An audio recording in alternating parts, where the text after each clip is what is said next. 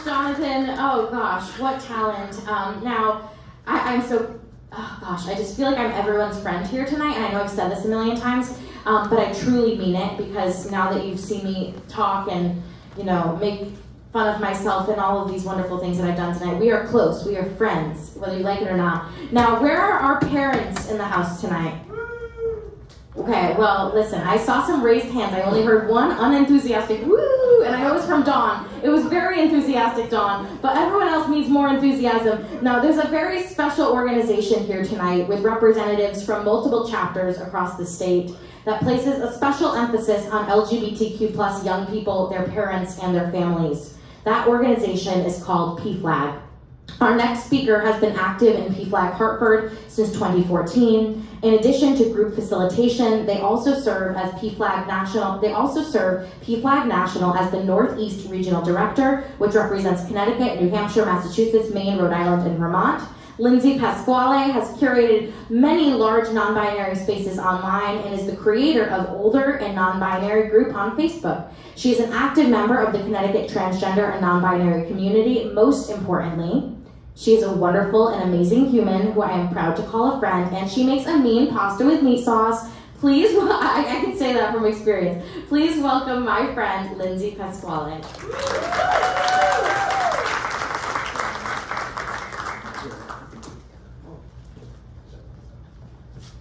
Oh, yes, we have the same nails. They're trans flag color. Yes.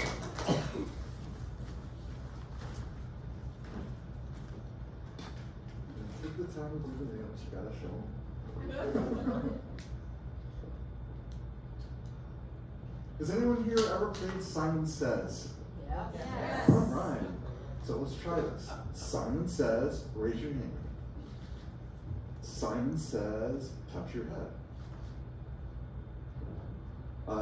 Cheer for cis hetero gender normativity.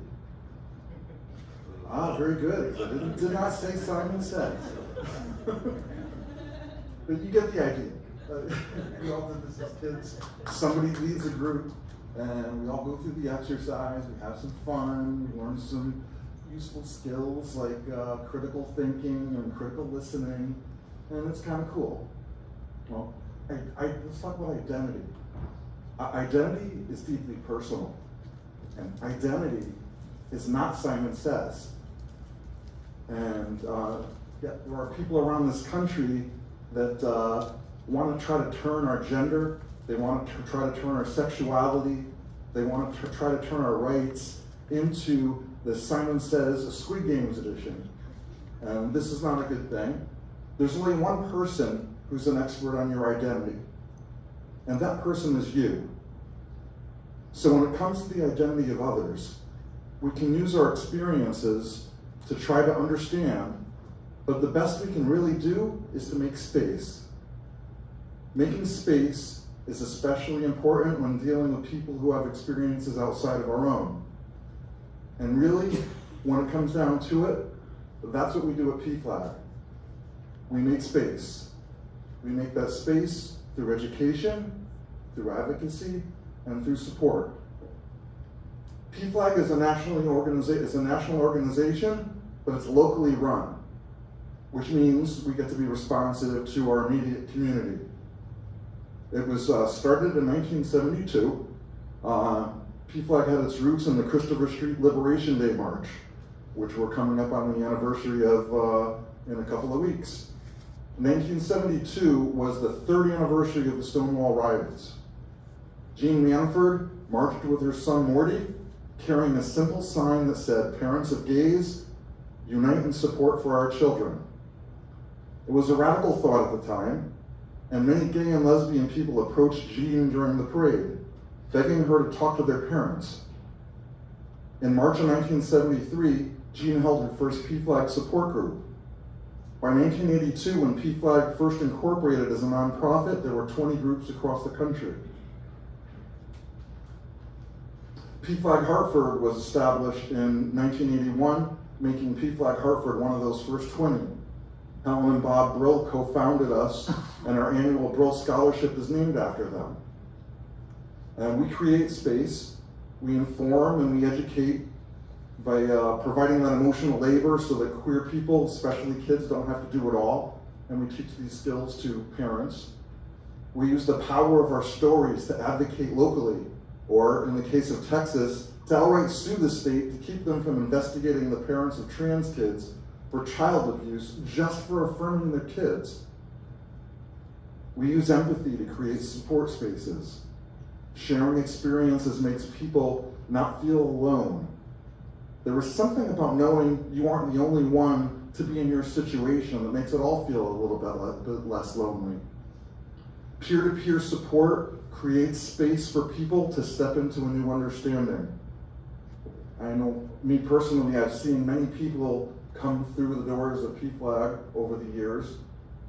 And I went there early on when my egg first cracked 9 years ago, and I was able to find support. I was able to meet people like me for the first time. And I was able to hear their stories, and that gave me hope. And I've seen parents come through the door. I've seen grandparents come through the door.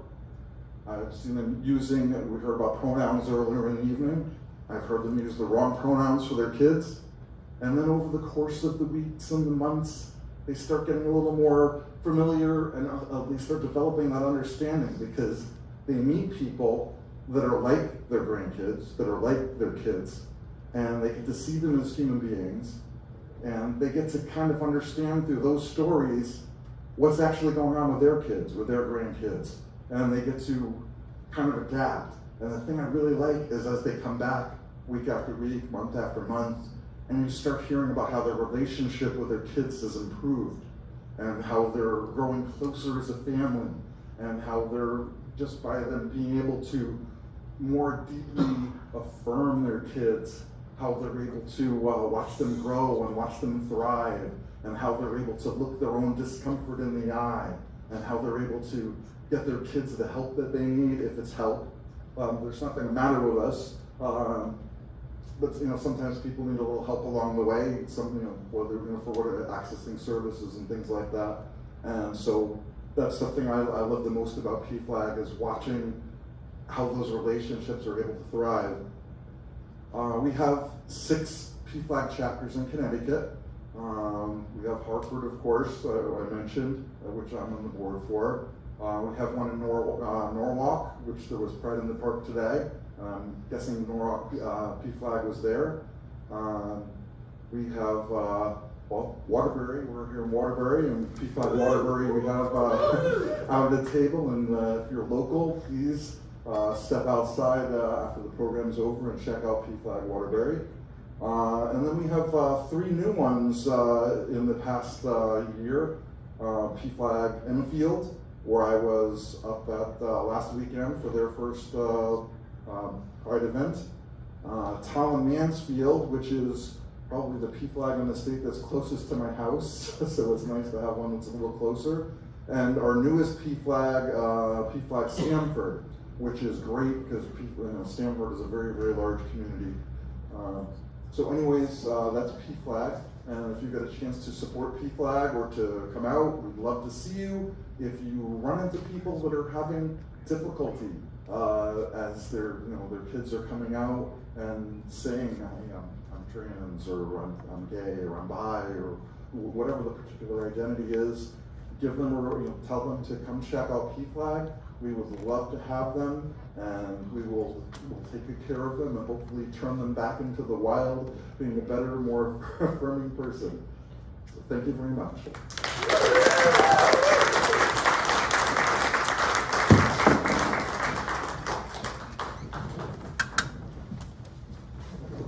Thank you so much, Lindsey. You're fantastic, and I love and appreciate you so much. And now